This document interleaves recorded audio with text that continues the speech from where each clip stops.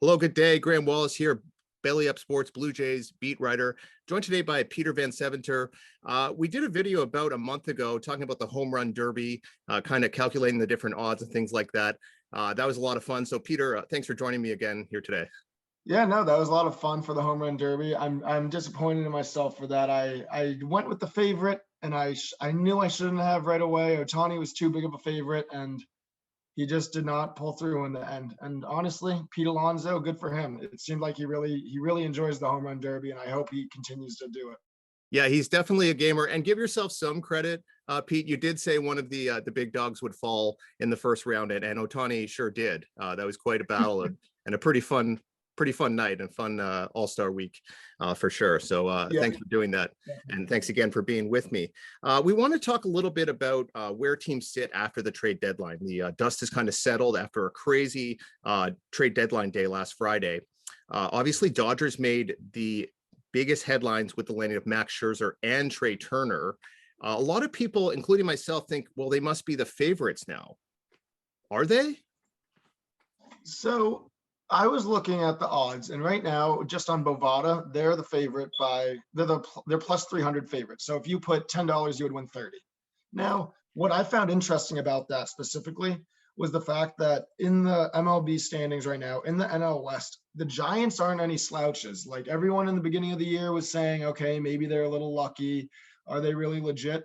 But that NL West is brutal. And I think plus 300 is not good enough value for me right now, just because are we even sure they're going to win the division, the Dodgers? Because it's a one-game playoff if and they would most likely in the one-game playoff have to play the Padres. And that's a tough one. I mean, I think the Dodgers would win it, but plus 300, I don't like those odds just as a wild card team because you're really banking on them in that one game playoff. And I mean, obviously the Dodgers won last year, but we've seen before the Dodgers they haven't necessarily been the greatest clutch team. Like, yeah, they won the World Series last year, but if you look in the past probably 6 years, they've been in the NLCS so many times, and they really haven't taken advantage as much as they should have.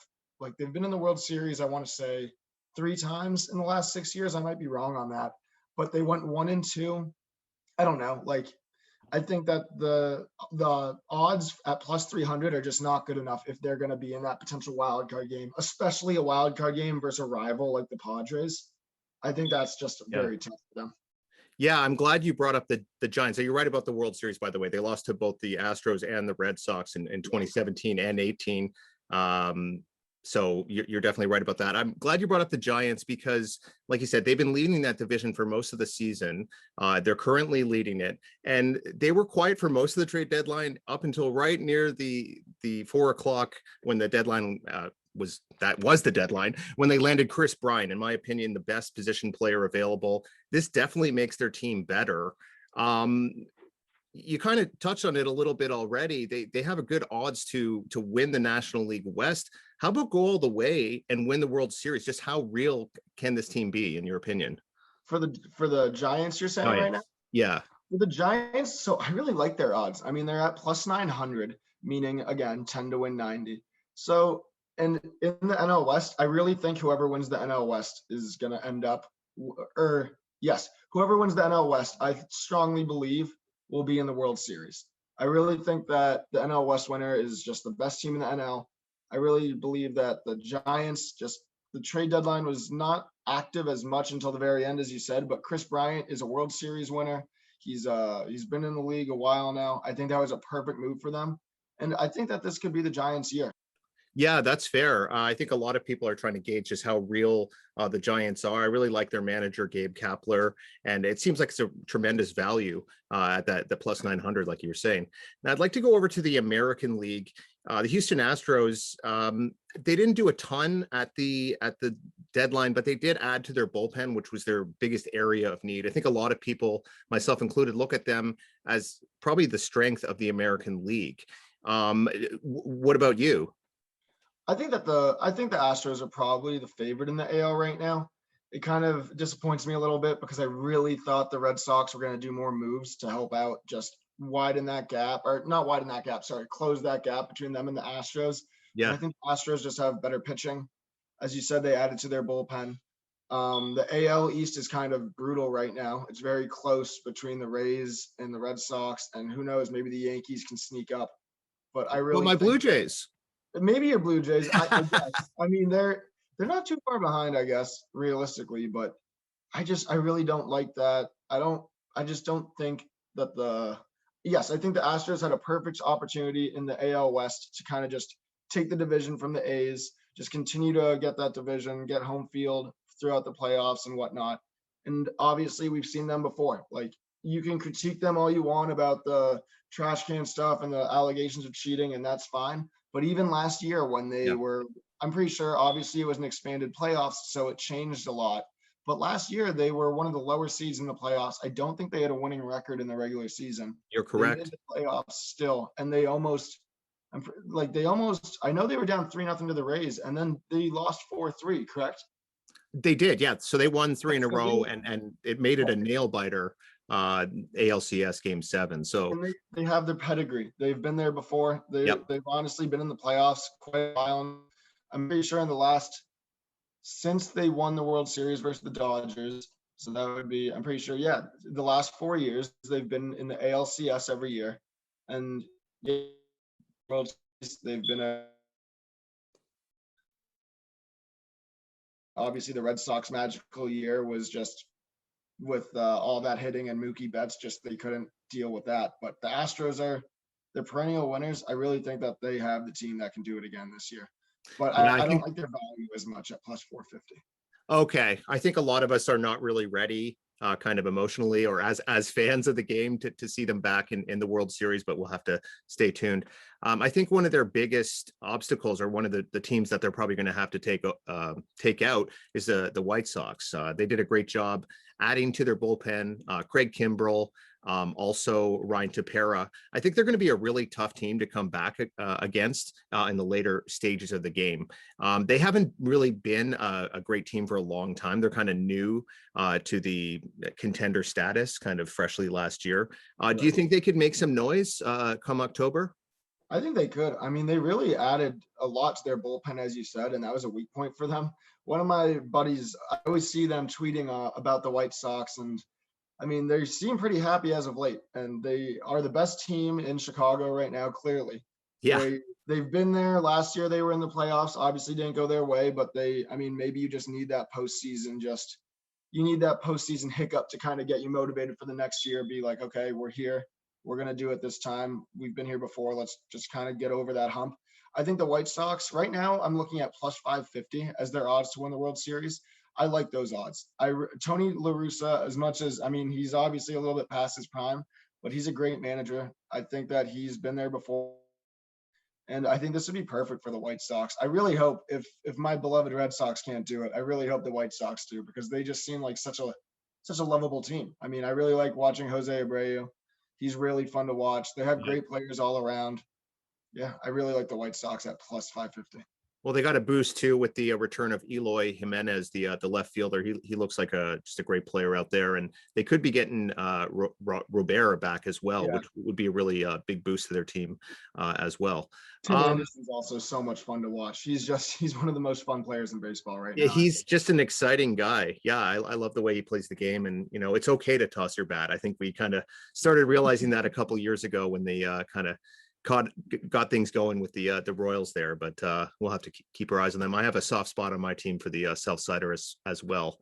Going back to the National League, there's a couple other teams I wanted to talk about, kind of more dark horse contenders. That third team in the National League West, the Padres. I mean, they invested a ton in their team. More in the winter, they did add Daniel Hudson, a quality reliever, over the trade deadline as well. And then the Milwaukee Brewers, they added Eduardo Escobar. They're clearly the best team in that Central Division. They've pretty much got the division locked up already. But I'm not seeing a lot of sites giving them great odds to win the World Series. How about you? About 10% or so. But what do you think about that? So I'm looking right now, and I see the Padres at plus 1,000, which has to be that they really just think they're automatically going to be in that wild card game. And I think the winner of, ironically, I'm pretty sure the winner of the wild card game, if it's the NL West, second and third place going after each other, I'm pretty sure that the winner of that will end up playing in the first round the NL West winner, which is going to be crazy to think about because the Brewers are seeing at plus 900, and that makes sense because I don't necessarily think they're as talented per se as the Padres. I really like Kristen Yelich. She's one of my favorite athletes to watch in baseball. I listen to him all the time on a bunch of podcasts. He's a pretty funny guy. Yeah. But yeah, I really like, and I forget who their bullpen guy is, Hader. I really like watching him pitch. He's so much, he's a very unique bullpen pitcher. He can really last long throughout. So in the middle innings.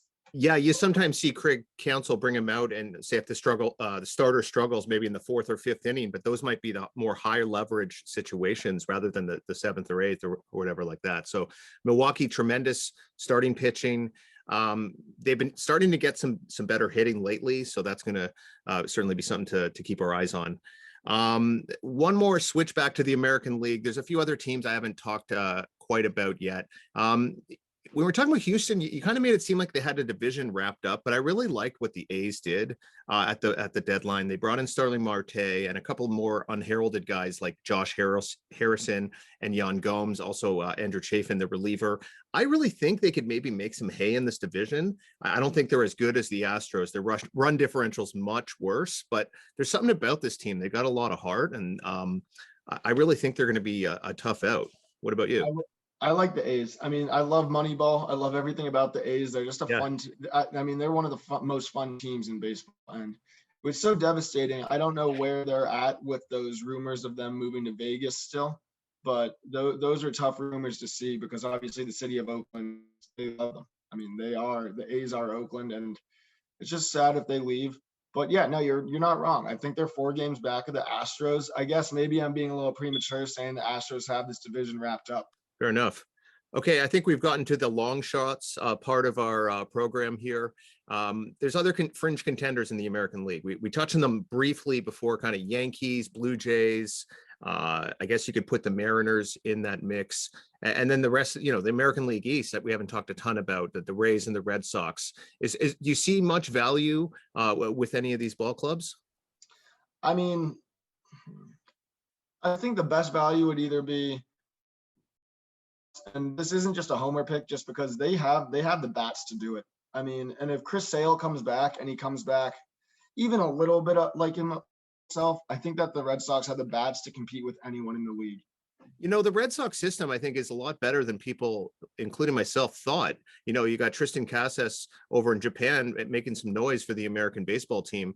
They've definitely got some guys coming up. I think they'd like to add to their farm system, but certainly a bright future there for Boston. And this seems like a found money kind of season, like they're playing with house money. So we'll have to see what they're able to do in October, provided they're able to get there. You really never know. That's right. Best underdog sport in my eyes. Yeah, well, it's my favorite sport, that's for sure. So we'll have to keep our eyes on the races as it gets down to the stretch run these last couple of months. Thank you so much for joining me, Peter. It's been a lot of fun, and maybe we'll do this again when the playoffs come around in October.